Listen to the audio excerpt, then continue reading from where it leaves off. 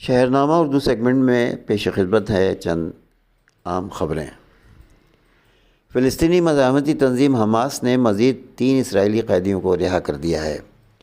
अरब media के मुताबिक Hamas ने जंगबंदी माहदे के तहत यरग़मालियों की रिहाई के 5वें मरहले में 3 इसराइली क़ैदियों को रिहा किया है, जिनकी रिहाई देरुल बलाह शहर से की गई है।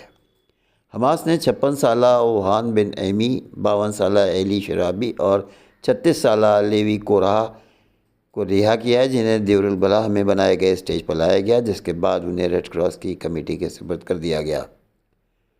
रिपोर्ट्स के मुताबिक हमास की जानिब से इसराइली यरग़मालियों की रिहाई के बाद अब 5वें मरहले में 183 फ़िलिस्तीनी क़ैदियों की रिहाई मुतवक्को है।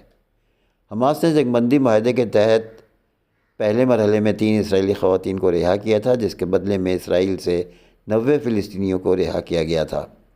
दूसरे मरहले में हमास ने 4 इसराइली ख़वातीन को, जबकि इसराइल ने 120 फ़िलिस्तीनियों को रिहा किया था।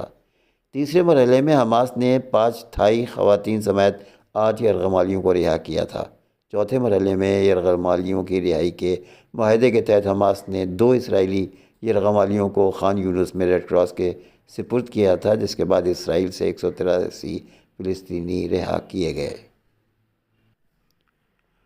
अमेरिका के नए सदर डोनाल्ड ट्रंप की फ़हरिस्त में अब शहज़ादे हैरी और उनकी अहलिया का नाम शामिल है, यानी वो बहुत जल्द इन दोनों को अमेरिका से मुल्क बदर कर देंगे।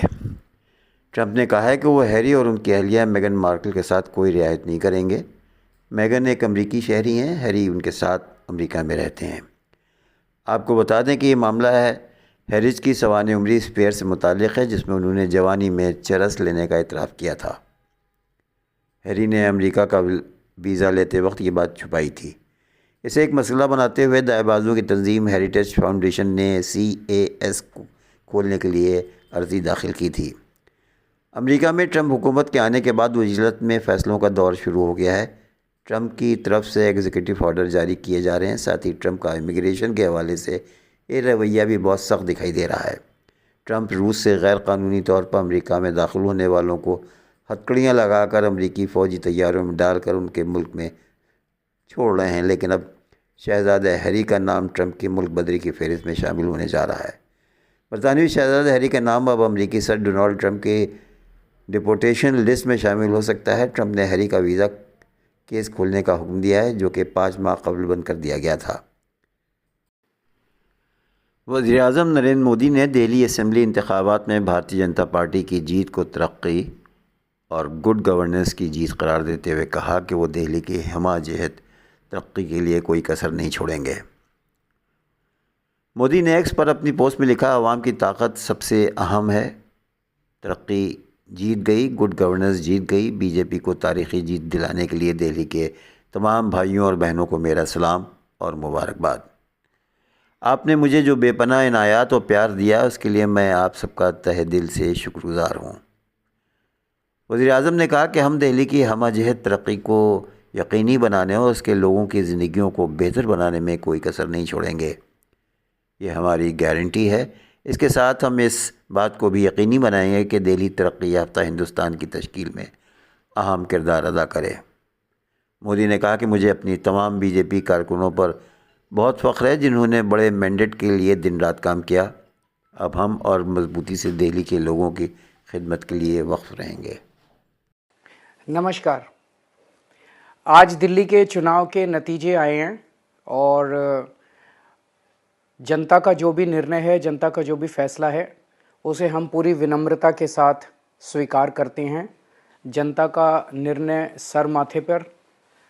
मैं भारतीय जनता पार्टी को इस जीत के लिए बहुत बहुत बधाई देता हूं और मैं उम्मीद करता हूं कि जिस उम्मीद के साथ और जिस आशा के साथ लोगों ने उनको बहुमत दिया है, वो उन सभी उम्मीदों और आशाओं पे पूरा उतरेंगे।